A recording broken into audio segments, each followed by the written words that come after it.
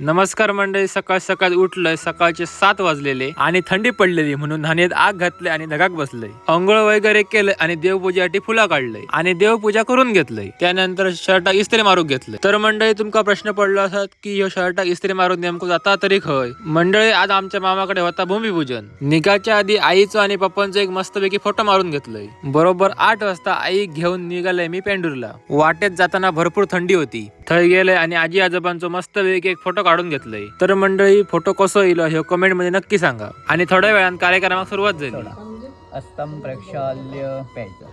आचम्य ओम केशवाय नमः, ओम नारायणाय नमः, ओम माधवाय नमः. कार्यक्रमाचे अगदी सर्व विधी व्यवस्थित पार पडले आणि मामा मस्तपैकी खुटी मारून घेतल्या. कार्यक्रमाची सांगता झाली आणि मी निघाले कॉलेजला. फाटक पडलेलो त्यामुळे थोडा वेळ थांबलोय आणि फाटक उघडलो आणि मी निघाले कॉलेजला जाऊ. बरोबर 10:05 मी पोहोचले कॉलेजला. तर आज होता आमचा असेंब्लीचा प्रॅक्टिकल. त्या परफॉर्म केलंय आणि कॉलेज सुटलं आणि मी निघाले घरात. घरी इले लगेच मी निघाले खेळाक. तर मंडळी भेटू पुढच्या ब्लॉग मध्ये.